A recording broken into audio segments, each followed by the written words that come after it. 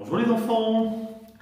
Alors, je vais vous raconter une histoire ce soir qui se passe dans les Actes des Apôtres, c'est-à-dire après la mort et la résurrection de Jésus. Les Actes des Apôtres, c'est la suite de l'évangile de Luc.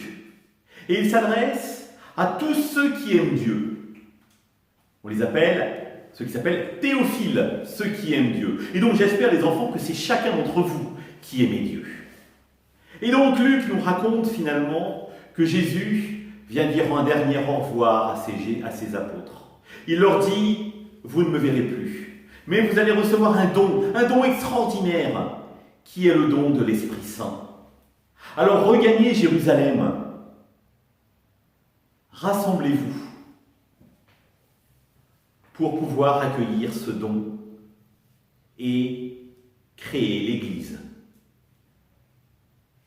Alors les apôtres rentrent à Jérusalem, se rassemblent, ce qu'on appelle au Cénacle, dans une petite maison qui existe encore à Jérusalem et auquel on ne peut pas aller et dans lequel Jésus avait célébré son dernier repas. Et là, ils se disent, nous étions 12. Et il y en a un de nous qui a trahi Judas et qui s'est tué, malheureusement. Et donc, dans l'Ancien Testament, on nous disait, il faut remplacer celui qui est parti, pour rester 12. Et alors les apôtres se disent, comment va-t-on s'y prendre pour pouvoir remplacer Judas?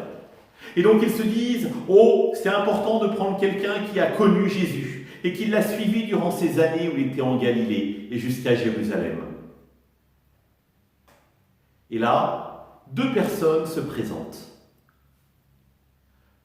Le premier, qui s'appelle Justus, et le deuxième qui s'appelle Matthias. Et là, les apôtres se disent, oh, Dieu est bon, il nous donne 2 personnes. Mais comment faire pour choisir? Eh bien, on va appeler l'Esprit Saint.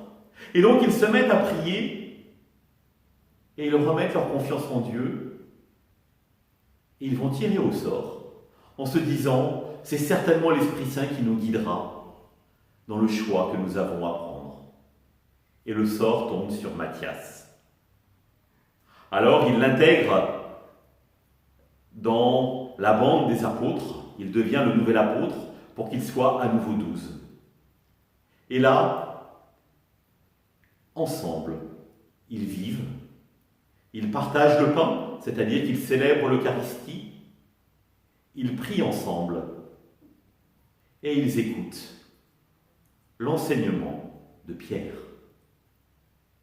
À demain les enfants!